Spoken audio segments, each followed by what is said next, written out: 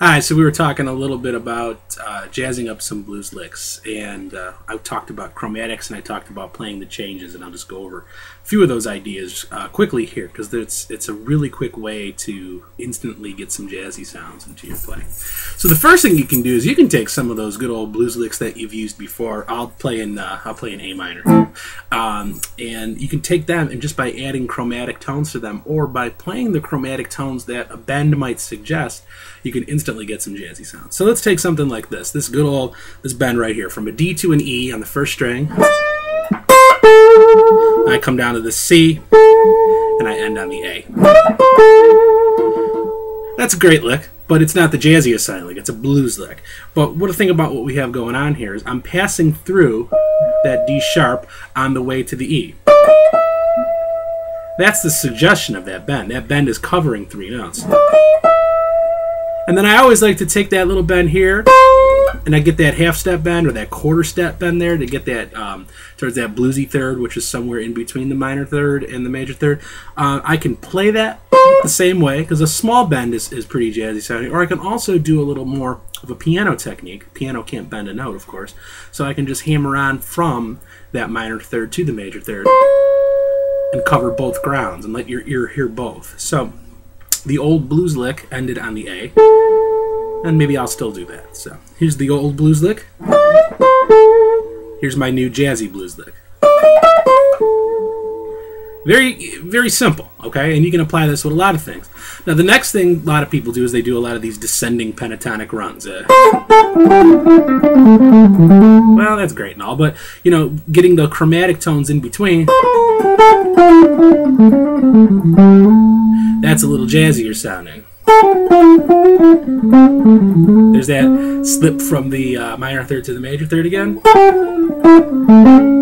I'm not thinking about any fancy scales here. I'm covering some of the notes from the Dorian. There's the 6th. But I'm not thinking that. I'm thinking just about my good old pentatonic, and I'm thinking about some of the passing tones in between. Okay?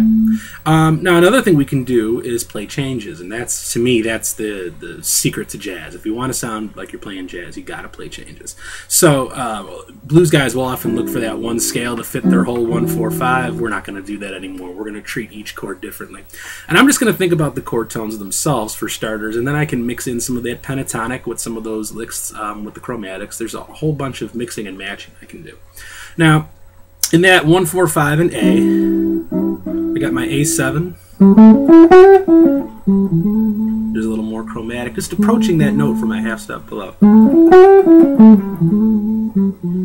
And then the third there of the D7 on the F sharp. There's the D7 chord outlined, and the chromatics on the way down. Arpeggio on the way up, and chromatics on the way down. Here's my A to D sequence.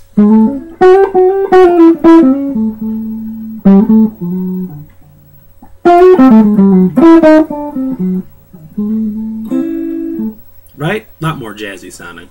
When I get to that E, I can address it as the E7 chord. There I again, and I'm sliding into that third.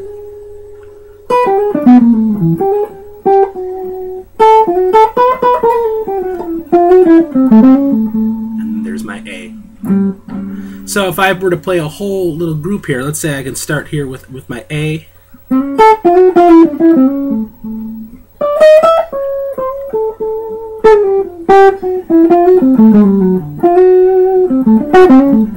Back to A.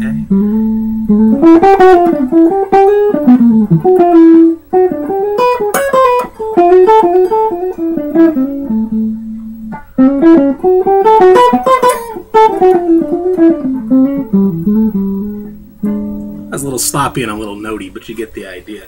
Sometimes just having some of those chromatics is enough.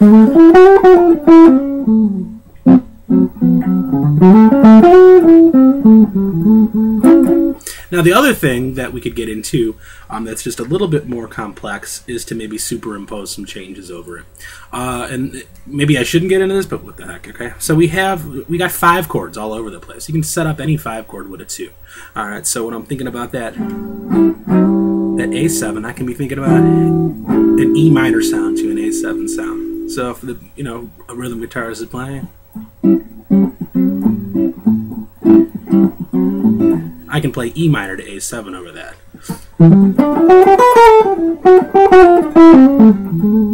Right? Look at that. Just starting with an E minor arpeggio. It's very hip sounding, alright? I'm going to go to the D7. That's an A minor to a D7 sound. When I go to the E7, I can talk about the B minor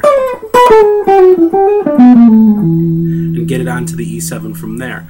That's just one quick way to start thinking about the superimpositions. You can get way more complicated with that. Let's not do that in a 6-minute video here. But that's, I think, a pretty quick primer as to how to get some really jazzy sounds in your blues lines without having to think about scales and without having to think about modes, these magical modes that everybody talks about like they're going to be the answer to everything, and usually they just spawn more confusion. So I hope that helps out, and try it out, see what you think of it.